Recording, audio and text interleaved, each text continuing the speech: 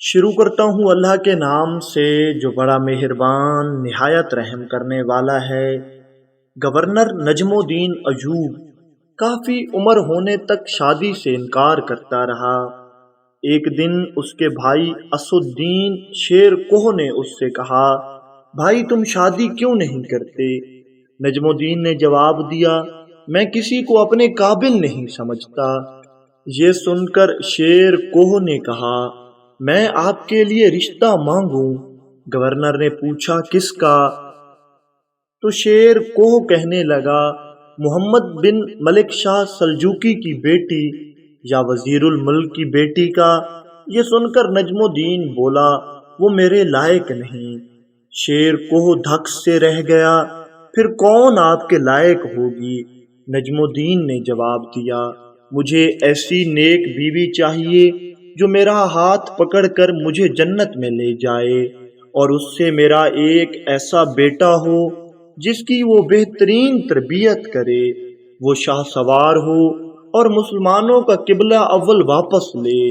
شیر کوہ کو نجم الدین کی بات پسند نہ آئی اور اس نے کہا، ایسی لڑکی آپ کو کہاں ملے گی؟ نجم الدین نے جواب دیا، نیت میں خلوص ہو تو اللہ تعالیٰ ضرور مدد فرماتا ہے۔ یہ سن کر شیر کوہ خاموشی سے اسے تکنے لگا۔ ایک دن نجم الدین مسجد میں ایک شیخ کے پاس بیٹھے ہوئے تھے۔ ایک لڑکی آئی اور پردے کے پیچھے سے شیخ کو آواز دی۔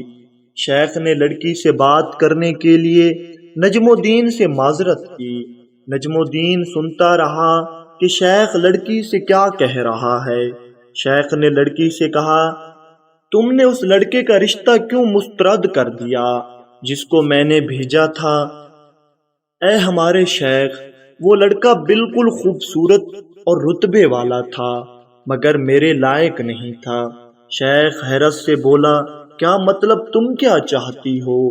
شیخ، مجھے ایک ایسا لڑکا چاہیے جو میرا ہاتھ پکڑ کر مجھے جنت میں لے جائے، اور اس سے مجھے اللہ ایک ایسا بیٹا دے جو شاہ سوار ہو اور مسلمانوں کا قبلہ اول واپس لے۔ نجم الدین حیران رہ گیا، کیونکہ جو وہ سوچتا تھا وہی یہ لڑکی بھی سوچتی تھی۔ نجم الدین جس نے حکمرانوں اور وزیروں کی بیٹیوں کے رشتے ٹھکرائے تھے، شیخ سے کہا، اس لڑکی سے میری شادی کروا دیں۔ شیخ بولا، یہ محلے کے سب سے فقیر گھرانے کی لڑکی ہے۔ یہ سن کر نجم الدین نے کہا، میں یہی چاہتا ہوں۔ پھر نجم الدین نے اس فقیر متقی لڑکی سے شادی کر لی، اور اسی سے وہ شاہ سوار پیدا ہوا جس نے مسلمانوں کا قبلہ اول واپس لیا، اور جسے دنیا سلطان صلاح الدین ایوبی رحمۃ اللہ علیہ کے نام سے جانتی ہے۔